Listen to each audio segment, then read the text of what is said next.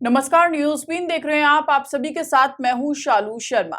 राजस्थान के सरकारी doctor right to health bill के खिलाफ आंदोलन कर प्राइवेट डॉक्टरों के समर्थन में आए और कल सरकारी डॉक्टर भी एक दिन की हड़ताल पर रहे, जिससे राज्य में कई जगह मेडिकल सर्विस प्रभावित हुई। प्राइवेट डॉक्टर पिछले मंगलवार को राज्य विधानसभा में पारित विधेयक को वापस लेने की मांग कर रहे हैं। स्वास्थ्य मंत्री मीणा ने डॉक्टरों की हड़ताल को अनुचित बताते हुए कहा कि सरकार के दरवाजे खुले हैं और आंदोलनकारी डॉक्टरों के पास कोई सुझाव है तो वे सरकार को दे सकते हैं। वहीं डॉक्टरों का कहना है कि जब तक सरकार राइट टू हेल्थ बिल वापस नहीं ले लेती तब तक धरना प्रदर्शन जारी रहेगा। धरने पर बैठे डॉक्टरों ने कहा कि अब राजस्थान सरकार को अपनी हठधर्मिता छोड़ देनी चाहिए। हॉस्पिटल में डॉक्टर नहीं होने से मरीजों को काफी समस्याओं का सामना करना पड़ रहा है और मरीज दर दर की ठोकरें खा रहे हैं। इसके लिए सरकार जिम्मेदार है। सरकार की सबसे बड़ी महत्वाकांक्षा योजना आरटीएच बिल यानी राइट टू हेल्थ बिल का विरोध पूरे प्रदेश में जारी है। चिकित्सक लगातार इसका विरोध कर रहे हैं, या मैं ये कहूँ कि निजी चिकित्सालय जो है वो लगातार रुक गए और अब उनके समर्थन में सरकारी चिकित्सक भी आ गए हैं और आज पूरी तरह से ओपीडी को बंद रखा है। मेरे साथ राजकीय सामुदायिक चिकित्सालय के वरिष्ठ सर्जन डॉक्टर यादव मेरे साथ हैं, उनसे बात करते हैं कि वो क्यों इसमें समर्थन कर रहे हैं और इसमें जो बिल है वो किस रूप में देखते हैं। डॉक्टर साहब, सबसे पहले तो आपका स्वागत है। आप इस बिल को किस रूप में देखते हैं, क्यों विरोध है और क्यों आप लोग भी समर्थन करते हैं? देखिए, जो राइट टू हेल्थ बिल, सबसे पहले तो अगर बारीकी से देखा जाए तो ये बिल राइट टू हेल्थ की बजाय राइट टू ट्रीटमेंट बिल मान सकते हैं। पर हेल्थ में तो सोशल भी हेल्थ भी है, मेंटल हेल्थ भी है। आप अच्छा खाना पानी सब चीज़ें होते हैं, तब जाके अपन राइट टू हेल्थ। तो फर्स्ट जो मैं कहना चाहूँगी राइट टू ट्रीटमेंट है मतलब इलाज। अब इसमें मैं सबसे पहले, चूंकि मैं एक सरकारी चिकित्सक हूँ, तो मैं सबसे पहले तो ये बताना चाह रहा हूँ कि राइट टू हेल्थ बिल में जो भी प्रावधान है उनमें से अधिकतर प्रावधान तो हम ऑलरेडी हमारे पास पहले से है। हमने हमारे हॉस्पिटल्स में, गवर्नमेंट हॉस्पिटल्स में सरकार ने पहले सब कुछ निःशुल्क कर रखा है। चिरंजीवी योजना में भी, प्लस बिना चिरंजीवी योजना के आउटडोर में भी मरीज की पर्ची निःशुल्क है, मरीज की समस्त जांचें निःशुल्क हैं, मरीज की दवाइयाँ निःशुल्क हैं और एडमिट होने के बाद में भी सब कुछ निःशुल्क है। तो सबसे पहले तो मैं कह रहा हूँ कि जो राइट टू हेल्थ बिल है वो इम्प्लीमेंट गवर्नमेंट सिस्टम में हम ऑलरेडी कर रहे हैं। हमारी कुछ एक चीजों पे आपत्ति है, वो हमारे अस्तित्व पर ही सवालिया निशान लगाती है। नहीं, आपने कहा कि कुछ अस्तित्व पे सवालिया निशान लगाते हैं। जैसा आपने कहा कि सभी चीजें पहले से ऑलरेडी निःशुल्क है, चिरंजीवी योजना हो या अन्य कोई स्कीम हो सरकार की, तो ऐसे में क्या ये बिल केवल निजी चिकित्सालय के लिए है? नहीं, हमारे लिए भी ये बिल अच्छा नहीं है, सरकारी चिकित्सक के लिए भी अच्छा नहीं है। जैसे हमारे को इन्होंने बाध्य कर रखा है। सबसे पहले तो ये है कि मरीज की कोई इमरजेंसी डिफाइन नहीं है। मरीज को ओनली इस प्रकार बिल को प्रचारित किया गया कि फ्री फ्री फ्री। तो मरीज रात को 1 बजे आएगा, क्योंकि हम बहुत ज्यादा पेरीफेरी में काम करते हैं, लिमिटेड लोग ही वहां पर रहते हैं, तो रात को 1 बजे आएगा मरीज, वो 1 बजे। इन्होंने सबसे बड़ी बात क्या है कि राइट टू हेल्थ बिल में ऐसा नहीं है कि ओनली हॉस्पिटल ही शामिल है, इनमें हॉस्पिटल भी शामिल है। हॉस्पिटल में सेवा देने वाला ward boy, nursing staff, doctors का ओपीडी चेंबर सब शामिल है, प्लस जो जांचें भी हॉस्पिटल अवेलेबल करवा, हॉस्पिटल अवेलेबल है वो जांचें। अब रात को 1 बजे अगर मेरे पास क्वार्टर पे पेशेंट आता है, क्योंकि वो तो आते हैं, अब रात को 1 बजे आके जिस पेशेंट को न्यूसेंस क्रिएट करना होगा, हम इसी से तो आशंकित हैं सबसे ज्यादा, वो वहीं पे नॉनसेंस क्रिएट करेगा कि हाँ मैं तो रात को 1 बजे आया हूँ, मेरे को देखो। मेरी चलो भाई, हमारी भी तो कोई लाइफ है। या तो वो मरीज पहले से सीधा हॉस्पिटल में जाए तो लाइबिलिटी हॉस्पिटल की हो जाती है, वहां भी ड्यूटी डॉक्टर रहता है, वो सब हो जाता है, पर इन्होंने ओपीडी चेंबर्स को भी उस लाइबिलिटी में डाल दिया। तो एक तो ये है हमारा। दूसरा, किसी प्रकार की इमरजेंसी परिभाषित नहीं है जी। मरीज की छोटी सी अंगुली पे कट लेके आ गया, उसके लिए तो वो इमरजेंसी होगी, वो कहेगा कि हाँ हमारा तो अभी एक्सरे कराओ, ये कराओ। अब उनको कौन समझाए मरीज को ये चीज कि ये कल भी हो सकती है।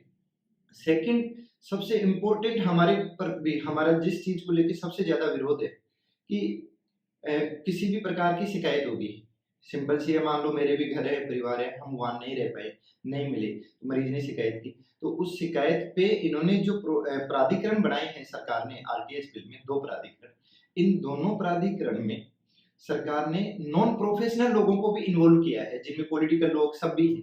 अब जब मेरे प्रति अगर कोई शिकायत है तो नॉन प्रोफेशनल लोग, दूसरे प्रोफेशन के लोग उसको जज कैसे कर सकते हैं?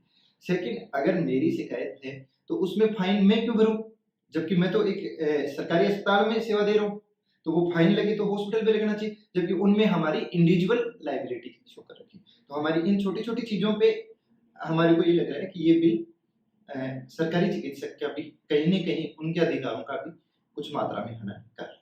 क्या कारण है कि आज सबसे पहले तो क्या है कि मरीज की वेदना डॉक्टर से ज़्यादा कोई नहीं समझ सकता। हम डेली देखते हैं मरीज कितने परेशान हैं।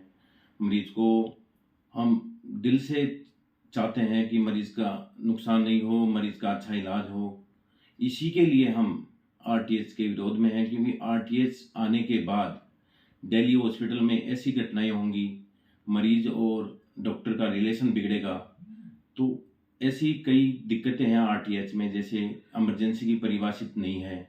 हर कोई मरीज रात को 2 बजे भी आके कहेगा कि मेरा पेट दुख रहा है, मेरा चेस्ट में पेन है, जबकि वो हो सकता है इमरजेंसी नहीं हो। तो अपन यदि मरीज को कहेंगे कि नहीं नहीं इमरजेंसी नहीं है, आपका तो नॉर्मल ही है, लेकिन वो मरीज के साथ वाले या फिर प्रतिनिधि कोई भी नेता, सर मैं यहाँ रोकूं कि इमरजेंसी और कुछ हद तक सरकार ने डिफाइन किया है। नहीं, उसमें फिर उन्होंने क्लोज डाल दिया कि लोकल अथॉरिटी, और डाल दिया आगे क्लोज। तो आगे जो नियम बनेंगे उसमें कुछ भी वो आगे डाल सकते हैं। जैसे उन्होंने सर्पदंश को बताया है, जबकि 90% सर्पदंश इमरजेंसी नहीं होती है। एक प्राइमरी इलाज दे सकते हैं, लेकिन जैसे उसका इलाज सर्पदंश का महंगा है, गवर्नमेंट हो सकता है अपने को बहुत मिनिमम, वो भी 5-6 महीने बाद में उसको रिबैलेंस करें। तो इसलिए हम चाहते हैं कि आरटीएच में काफ़ी खामियां हैं, उनको दुरुस्त किए जाए। सर आरटीएच वापस लेना ही हल अभी है या कोई अमेंडमेंट? अभी तो यही है कि आरटीएच वापस ही होना चाहिए, क्योंकि अभी इसकी जरूरत भी नहीं है। क्योंकि राजस्थान गवर्नमेंट की चिरंजीव योजना, आरजीएचएस योजना से लगभग पॉपुलेशन कवर है, 90% से ज़्यादा के पास चिरंजीव कार्ड हैं। तो अभी इस कानून की आवश्यकता नहीं है, जिससे कि डॉक्टर्स और जनता के बीच में खाई बनी हुई है। वो कोई मैं मुख्य मुद्दों में मैं टच करना चाहूंगा जिनको लेके बड़ा विरोध है।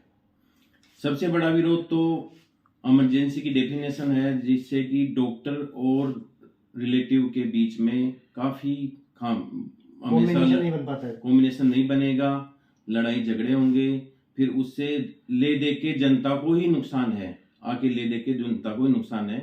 क्योंकि फिर क्या होगी, ज़्यादातर पेशेंट रेफर होंगे और रास्ते में दम तोड़ेंगे। तो इसलिए कोई भी ये सिस्टम चलाने के लिए इतना बड़ा सिस्टम, स्टाफ की सैलरी है, डॉक्टर की सैलरी है, इंस्ट्रूमेंट हैं जो महंगे महंगे, उनको जो क्वालिटी ट्रीटमेंट है वो आगे नहीं मिल पाएगा।